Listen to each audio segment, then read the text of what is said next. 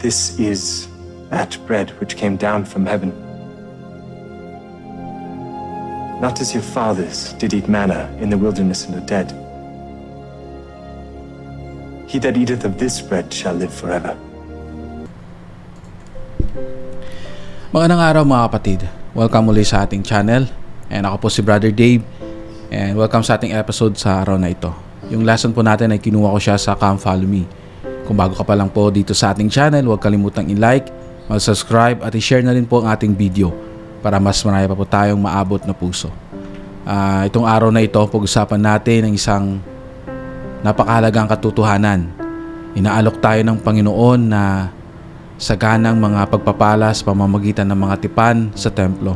Yung ating goal po dito ay sa bakit mahalaga yung templo and anong pagpapala ng templo sa buhay natin. Bago tayo magsimula, I just want to share po yung kwento. Ngayong umaga, kahapon, merong event sa school. Ako po yung isang coach para po sa taekwondo tournament. And then, habang nagpi-play po sila, naalala ko yung time when I was in high school and college. Kasi fanatic po talaga ako sa pagdating sa sports. Kasi hindi po ako ganun alam ba yung katawan ko po. Pag hindi po ako mag-i-ensayo, madali po akong magkasakit. Parang ganun siya. So, kailangan mag-ensayo ako, kailangan nasa sports ako, ganun. So, naalala ko. And mabuti na lang, kahapon, yung event namin is hapon. So, nang umaga, nakagawa ko ng Come Follow Me. Tapos ng hapon na yun, habang nagpi-play na yung mga players ko, sa kanila naman pong effort, nanalo naman po sila lahat. And doon na parang pumasok sa isip ko, what if maganda sana no, na ako yung mag-coach talaga nila hanggang mag-area meet sila, hanggang pumunta sila sa national. Tapos may pumasok sa isip ko, alam mo yung temptation ba na ganon yung dating. Tapos may pumasok sa isip ko na kung gagawin mo yan every afternoon, instead na gagawa ka ng Come Follow Me, di doon ka na sa training. Kasi masarap balikan yung nakaraan ba na gano'n yung ginagawa ko. So parang sports yan, every afternoon makakapag-ensayo ako, at the same time makakapag-enjoy ako, parang gano'n. Tapos parang pumasok sa isip ko na you cannot serve two masters at the same time. No, either you will perform the other one and you will not perform the other one. Sabi ko, nga no. It's a sacrifice itself kasi may mga bagay na gusto kong gawin pero maapektuhan yung mga debosyon ko sa Panginoon. Sabi kong ganun. Umuwi ako ng bahay, sabi ko, napag-isip ako, sabi ko, hindi ko na kukunin. Kasi pag ginawa ko yan, mga ilang months, hindi na ako gagawa. Kasi sa gabi, may gagawin pa naman ako. Diba? Mga trabaho. So parang, mayroon akong kalungkutan at the same time, kasiyahan. That is reality. Nagbi-mix emotion siya. Pag-uwi ko sa bahay, may natanggap akong message. No? And the message na yon yung sa yung school na doon ako nag-aaral maliban sa trabaho ko bilang guro. At sabi ko yung thesis kailangan nang ipasa within this week. At kailangan ko siyang itapusin yung 1 to 3 na chapters, mahaba yun. At kailangan ko magpapirma sa mga panel. Sabi ko, paano kaya to? Kasi may mga pasok din sila. Kailangan ko this week. Tapos may pasok din ako. Pag kinaumagahan, masama yung loob ko, sumasakit yung tiyan ko, mahina ako, parang masusuka ako. And I go to school, nang pumunta ako sa school, siguro mga 2 oras lang umuwi ako, kaya gumawa ako ng Come Follow Me muna, no?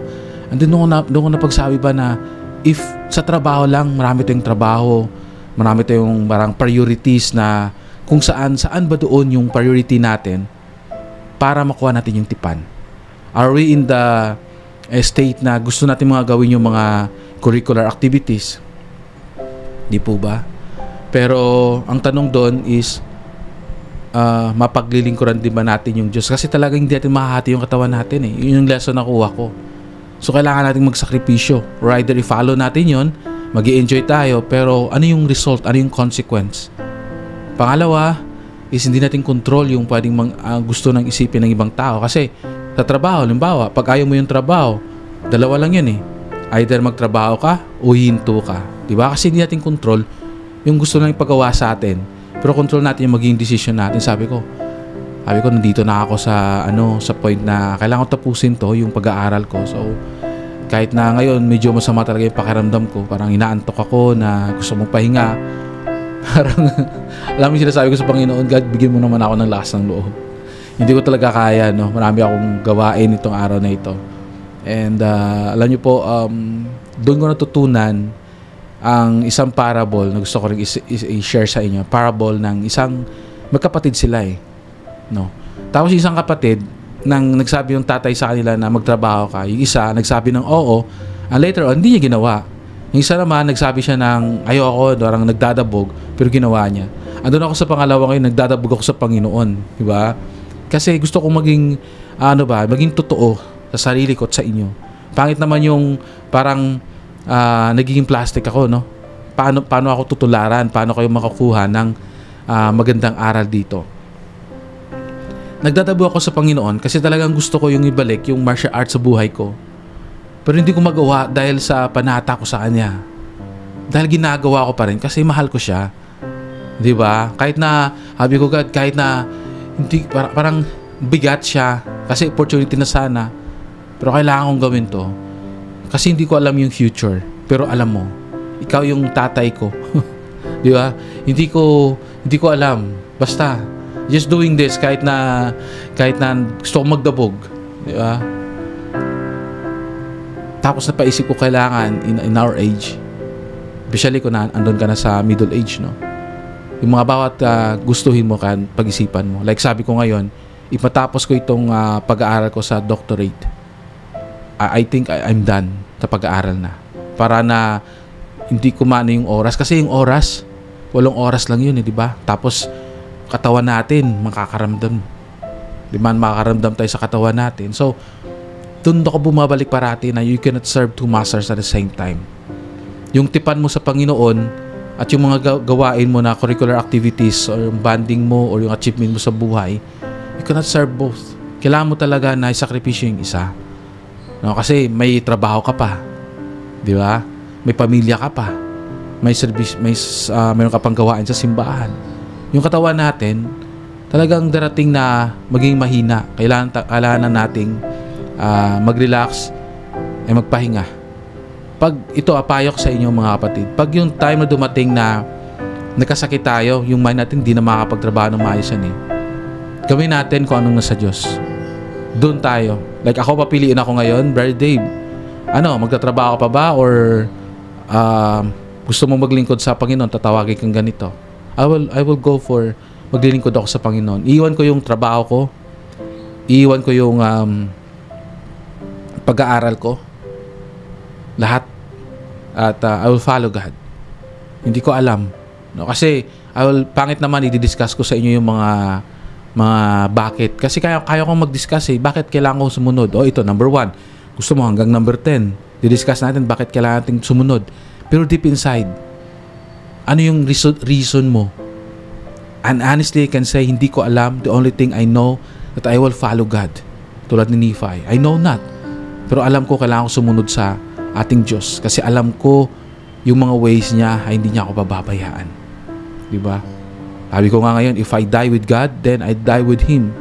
Yeah, harang, ang sarap pakinggan na isang tao hindi natatakot mamatay dahil sa Panginoon. Diba? Kaysa ando ka sa mundo, natatakot kang mamatay kasi alam mo wala ka sa Panginoon. Yun yung tipan para sa akin. Actually, kagabi gusto ko sanang gumawa ng podcast kasi I feel something na pagka kinabukasan may gagawin ako, but I neglect doing that. Sabi ko bukas na lang kasi daily ako gagawa Yun nga, pumasok yung trabaho, may kailangan akong tapusin na deadline, pero parang choices sige, tapusin mo ba yung deadline mo na trabaho, gagawa ka ng Come Follow Me na podcast, pili ka. Parang doon pinapakita natin yung faith natin Kaya the more na kakaroon ng challenges, the more tayo lalapit sa Panginoon. Huwag nating ilalagay yung Panginoon sa huli. Nasabihin natin, maintindihan naman ako ng Panginoon. Hindi ako agree doon. Sa bago ngayon na sa bagong nangyayari ngayon na unahin mo muna yung trabaho, yung pamilya mo, trabaho mo, ihuli mo lang yung simbahan, ihuli mo lang yung Diyos. Hindi ako agree doon. Kasi alam ko dapat unahin natin yung Diyos. Kaya sabi nga, di ba, naalala ko noon yung natutunan ko. Put God in the center of your relationship. Put God in the center of your trabaho and everything. And everything will be smooth. Seek ye first the kingdom of God and all His righteousness. And all these things shall be added unto you. wag nating i-twist para dun tayo sa mundo. Hindi nga tayo mayaman, di naman tayo kilala, everything. Kasi yun naman yung purpose Yun yung purpose natin sa templo. We're talking about the temple, di ba? Yung purpose natin sa templo is to give our time, effort, even ourselves in serving the kingdom of God here on earth. Di po ba? But anyways, yun talaga yung cause pag nagkakaroon ka ng mahina yung katawan mo at inaantok ka, gusto mong sumuka, no? Masakit pa yung tiyan mo. Di ba? Naging emotional tayo. Pero naging emotional tayo para sa Diyos. Magpatuloy po tayo. Mula sa Kirtland Temple hanggang sa mga templo ngayon, ang bahay ng Panginoon ay lugar ng kapayapaan, kapangyarihan at personal na pagpapahayag. Ang Kirtland Temple ay ang unang templo ng simbahan at bagamat wala itong mga altar o bautismuhan noon, ito ay naging lugar ng makapangyarihang espiritual na karanasan.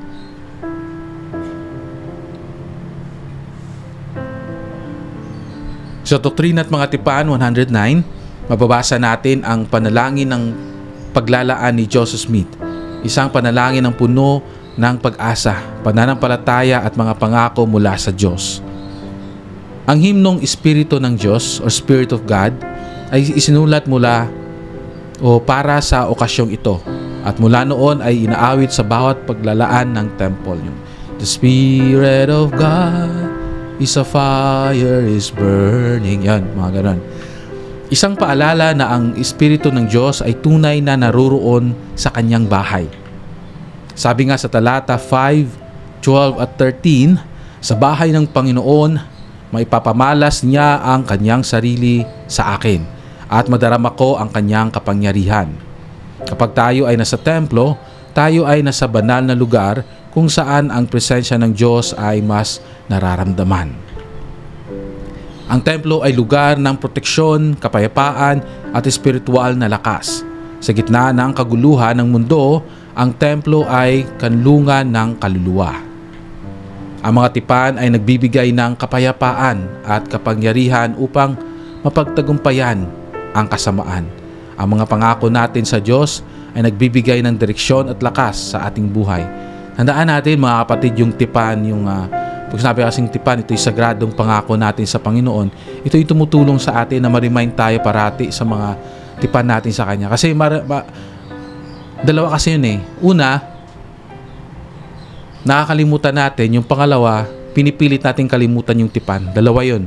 Yung una nakakalimutan natin, tinatawag yung temptasyon. Uy, natempt ako, nakalimutan ko, di ba? Pero yung sariling kusa, talagang gusto mong kalimutan yung tipan para na yung temptasyon maging ma-reverse natin or ma-justify natin sa ating sarili. Kaya kailangan talaga parati natin intindihin yung tipan.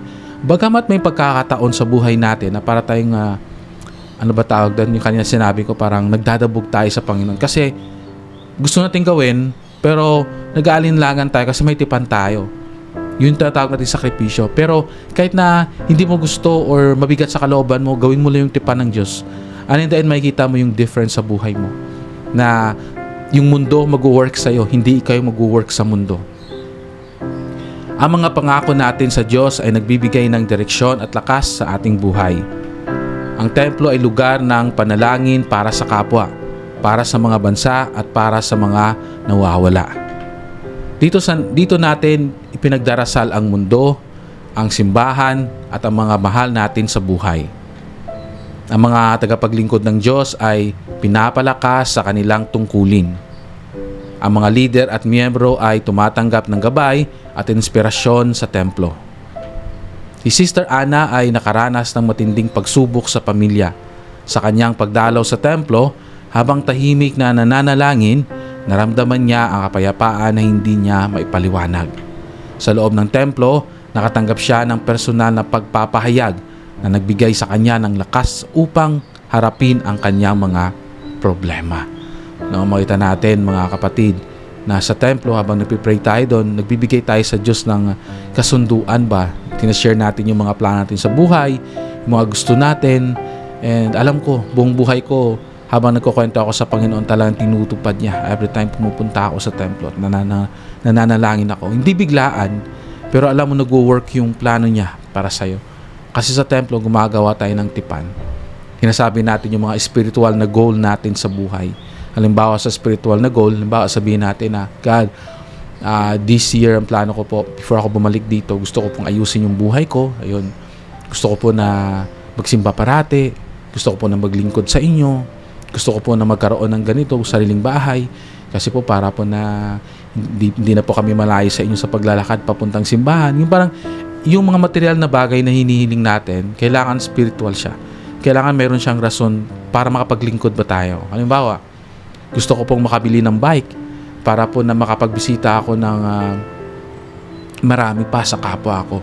'Di ba? Yung parang sinasabi na sa Panginoon na, God, bigyan mo ako ng ganito, hinihiling ko po sa inyo, sa pagsisikap ko rin para po na magamit ko sa paglilingkod. 'Di ba? Mas maganda, masarap pakinggan 'yun sa Diyos. Rather than gusto ko magkaroon ng bahay, period. 'Di ba? Parang saan dun yung parte na ginagamit natin yun sa paglilingkod sa Panginoon? 'Di po ba? Ang kanyang kwento ay patunay, ang templo ay hindi lugar ng pagsamba. Ito ay lugar ng personal na pakikipag-ugnayan sa Diyos. Ako mismo ay nakaranas ng kapayapaan sa templo na hindi ko nahanap kahit saan. Sa bawat pagbisita, parang may binubuhos na lakas ang Panginoon sa aking puso. Ang mga tipan na aking ginawa ay naging gabay sa aking mga desisyon at ang mga pangako ng Diyos ay naging sandigan sa aking pananampalataya. Ang templo ay tahanan ng Panginoon at kapag tayo ay naroon, tayo ay nasa piling niya. Mga kapatid, tandaan natin, ang mga tipan sa templo ay hindi lamang pangrelihiyon. Ito ay personal, makapangyarihan at walang hanggan. Inaalok tayo ng Panginoon ng saganang pagpapala at ang kanyang bahay ay bukas para sa lahat na naghahangad ng kapayapaan, gabay at pagmamahal. Mga kapatid, ako po si Brother Dave and after nito matutulog muna ako, hindi ko alam or magtatrabaho. Pero alam ko, at least sabi ko sa heart ko, nagawa ko yung tungkulin ko sa Panginoon sa araw na ito. You know, and alam ko yung templo ay daan tungo sa langit. Actually, pupunta kami sa templo uli this coming October. Sana matuloy and I'm prayed about that. Mag-apply ako ng leave. Kung walang leave, ang tawag sa amin yun, bawas na lang doon sa sahod. Kasi para sa akin, in my age, no, in my situation, maganda pag andun tayo sa piling ng Diyos. Maganda if nakabuild tayo sa foundation niya. Sabi ko nga, hindi tayo perfecto. May mga time na hipokrito din tayo. May mga time na nagkakamali tayo. Pero hindi ibig sabihin nun, yun na tayo. Huwag nating gamitin yun as definition ng tayo. Kasi dapat maging refine yun kung para maging mabuti pa tayong tao sa mundo. Nagsisikap tayo. No? And let's forgive one another. And let's ask forgiveness sa mga taong nagkamali tayo. Patawarin din natin yung sarili natin. Let's move on to have a better life and to have a happy life. At ang mga tipan ay tulay ng aking kaluluwa patungo sa Diyos.